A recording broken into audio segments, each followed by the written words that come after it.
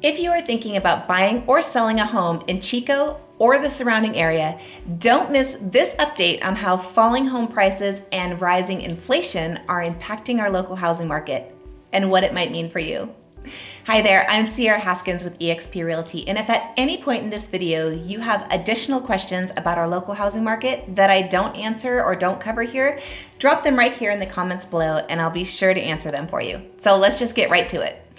As you know, home prices have continued to slide a bit this last month, and I'm sharing exactly how much they fell along with why this is happening.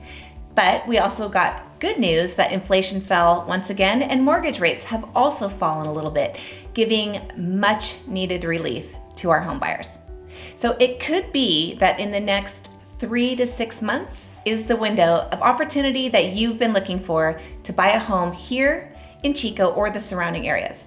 So if you're planning to sell a home, stay tuned until the end of this video for my honest thoughts on what you need to do to succeed in today's housing market. Let's take a quick look at what's happening nationally that is actually affecting the housing market here locally in Butte County. So we did have good news that inflation fell slightly, and mortgage rates, which are tied to inflation, also started to fall back as well from that crazy high of 7.2 that we recently saw.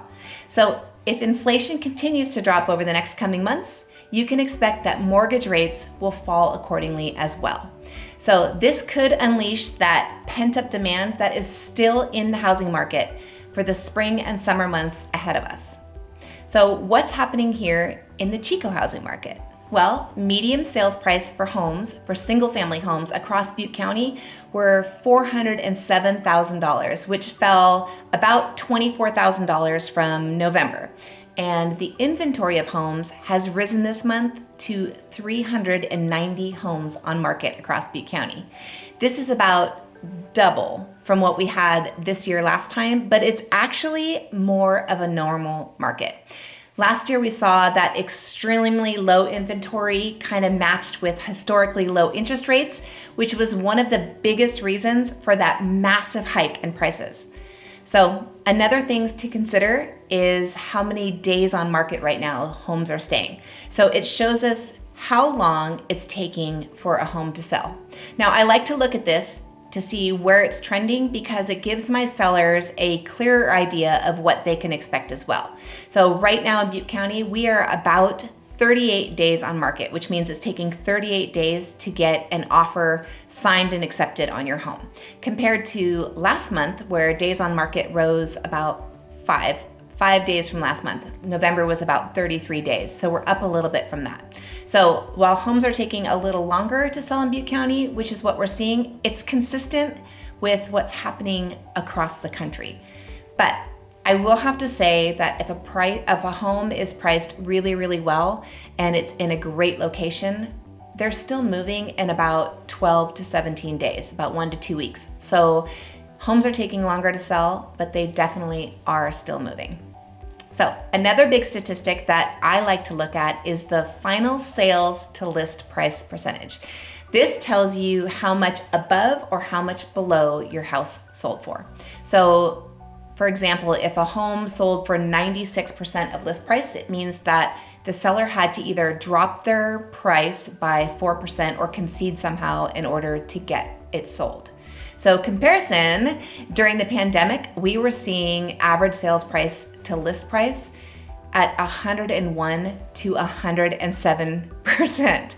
It was absolutely crazy, which was you put in an offer and the home was listed for $100,000. People were offering 101, 107, 114, 127, $170,000. So it was crazy.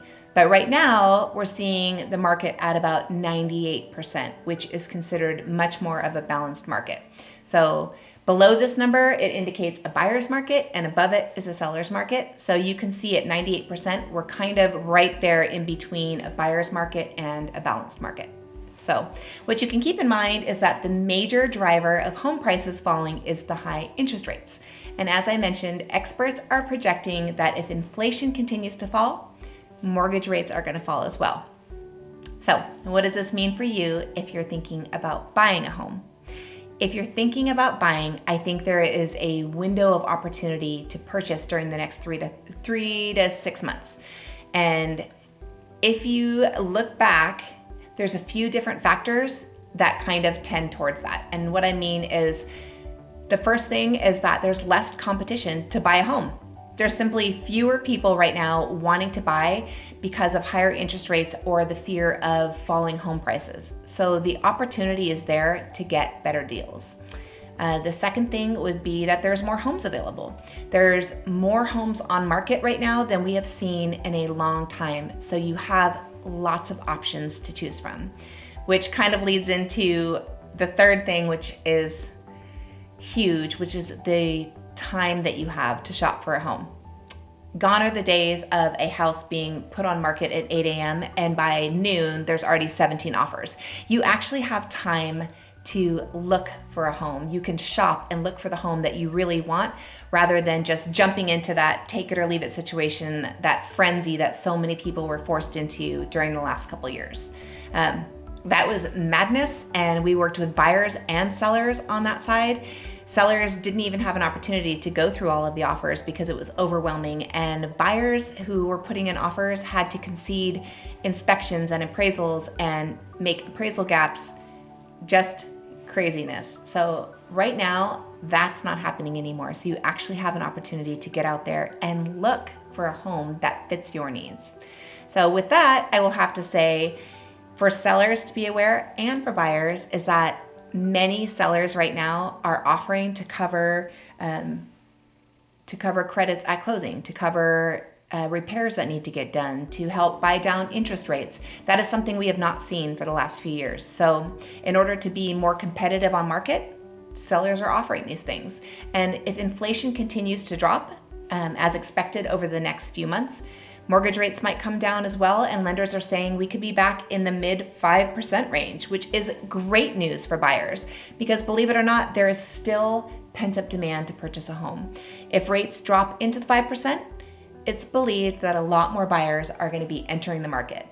But I don't think that everyone now entering the market is going to be doing what they were. I think we're going to see a lot more conservative offers this time around. I think that prices will stabilize as more buyers jump into the market, but I don't see, and I should say my lenders don't see, and the real estate market as a whole does not see that crazy overbidding, that all of the concessions being waived that we saw before. So it is widely believed and talked about that we're never going to see that again. That was madness, and I don't think we'll ever see it again. So I think that's good for everybody. Sellers, buyers, the industry as a whole.